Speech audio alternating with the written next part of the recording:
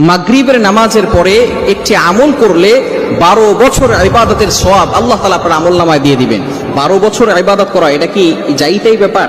12 বছর ইবাদত করা যে কতটা কষ্টের হতে পারে, আপনি যদি মাগরিবের নামাজের পরে যে আমলটি করলে আল্লাহ তাআলা আপনাকে 12 বছর ইবাদতের সওয়াব দিবেন, এটা আমার কথা নয়। নবীজি সাল্লাল্লাহু আলাইহি ওয়াসাল্লাম নিজে জানিয়ে দিয়েছেন। তিরমিজি শরীফের ভিতরে হাদিস এসেছে 435 নম্বর হাদিস। এছাড়াও ইবনে মাজাহ শরীফের ভিতরে হাদিস এসেছে মাগরিবের নামাজের পরে আমল করলে 12 বছর ইবাদতের সওয়াব। হযরত আবু হুরায়রা রাদিয়াল্লাহু আনহু থেকে হাদিসটি এসেছে। বিশেষ করে আমরা নামাজ অনেকেই পড়ি। এখন এটা যে আমলটা বলবো সেটা হচ্ছে নফল নামাজ। মাগরিবের নামাজের পরে আপনি নফল নামাজ পড়বেন। এখন নফল নামাজে কিন্তু অনেক ফায়দা রয়েছে। আপনি মনে করবেন ফরজ আদায় করলেই তো হয়ে যায়, ফরজ আদায় করলে হবে, কোনো সমস্যা নেই, আপনার ফরজিয়াত আদায় হয়ে গিয়েছে। কিন্তু in the day of judgement, কিয়ামতের ময়দানে কোনো ব্যক্তি যদি ফরজে ঘাটতি হয়, তাহলে আল্লাহ তাআলা বলবেন তার ওয়াজিব কোনো নামাজ আছে কিনা। তখন ওয়াজিব নামাজ দিয়ে আল্লাহ তাআলা তার ফরজের ঘাটতি পূরণ করে দিবেন। এরপরে যদি